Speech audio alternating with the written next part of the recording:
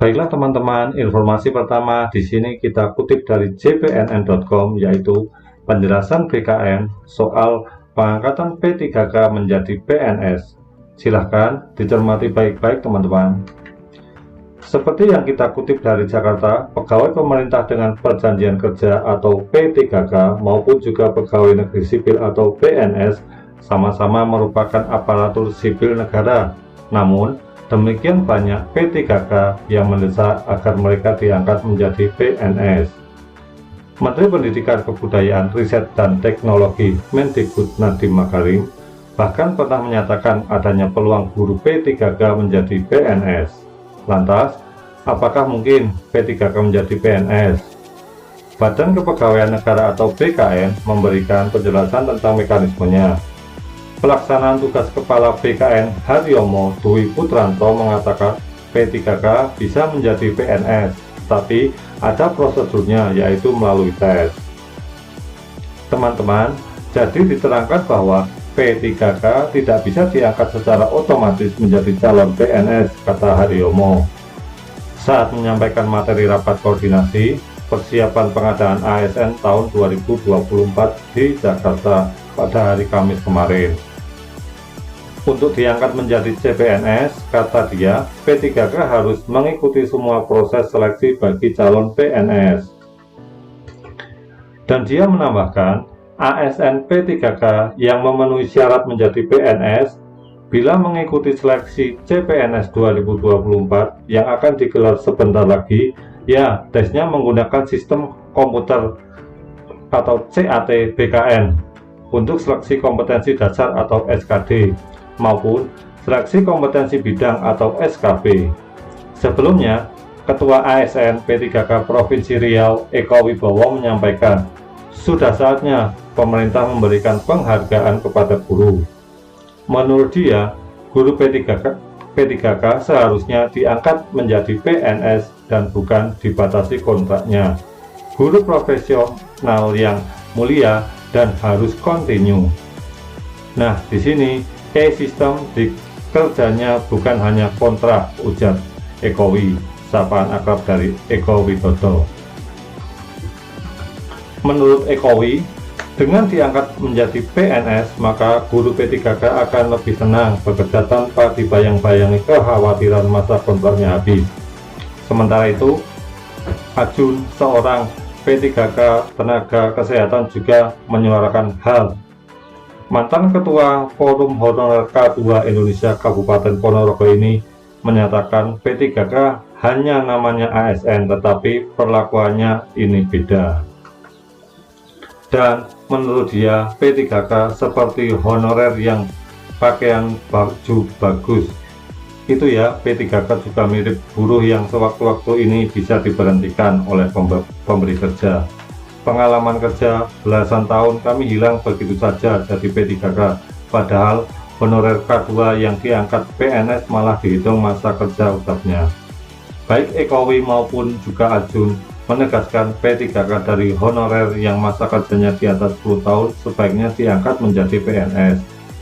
Itu sebagai ganti atas pengabdian honorer yang selama belasan tahun ini digaji dengan sangat rendah. Jadi, dari informasi yang tadi kita kutip ya dari jpnn.com dapat disimpulkan bahwasanya di sini juga sudah disampaikan oleh BKN yang mana di sini masuk dalam catatan penting pengadaan P3K teman-teman. Bahwasanya di sini pengadaan calon P3K itu harus dilakukan melalui tahapan perencanaan, kemudian pengumuman lowongan, kemudian pelamaran, kemudian seleksi dan pengumuman. Hasil seleksi dan juga pengangkatan menjadi P3K. Selanjutnya, di sini P3K tidak dapat diangkat secara otomatis menjadi calon PNS. Ya, jadi di sini poin yang kedua yaitu P3K. Itu tidak bisa otomatis nih untuk diangkat menjadi PNS bagi P3K yang ingin diangkat menjadi PNS. Maka di sini untuk diangkat menjadi calon PNS, P3K harus mengikuti semua proses seleksi bagi calon PNS. Kalau misalkan di sini kita ada tampilan ini ya, jadi untuk seleksi CASN tahun 2024. di sini nanti akan ada 3 jenis seleksi yang dibuka. Yang pertama yaitu sekolah kedinasan, yang kedua adalah PNS, yang ketiga adalah P3K. Kalau sekolah kedinasan itu bagi teman-teman yang masih memenuhi syarat, yang lulusan SMA atau SMK untuk mendaftarkan ke perguruan tinggi ikatan dinas. Ketika nanti sudah lulus itu langsung diangkat menjadi CPNS ya. Dan di sini untuk sekolah kedinasan itu nanti juga mengikuti mekanisme seleksinya. Nah, di sini kita bahas terkait tentang PNS dan juga P3K. Nah, di sini kalau misalnya tadi kita kutip dari BKN bahwasannya untuk teman-teman yang saat ini sudah menjadi P3K, maka di sini kalau misalkan kita sudah diangkat menjadi P3K, kalau misalkan teman-teman di sini nanti berharap untuk dari status P3K yang sudah mendapatkan SK otomatis diangkat menjadi PNS atau dialihkan fungsi menjadi PNS, maka itu tidak dimungkinkan terjadi teman-teman. Namun bagi teman-teman yang di sini sudah diangkat menjadi P3K, maka teman-teman untuk diangkat menjadi PNS, maka teman-teman di sini harus mengikuti seleksi dari awal. Yang mana untuk menjadi seorang PNS itu merupakan warga negara Indonesia yang memenuhi syarat tertentu diangkat menjadi PNS, pegawai ASN secara tetap, yaitu oleh PPK untuk menduduki jabatan pemerintahan. Jadi untuk teman-teman P3K yang ingin jadi PNS itu adalah harus mengikuti tahapan seleksi mulai dari awal sampai dengan akhir, yaitu mulai dari teman-teman melakukan pendaftaran, tentunya melakukan pendaftaran ke instansi yang dituju dengan menggunakan ijazah yang sesuai yang linier.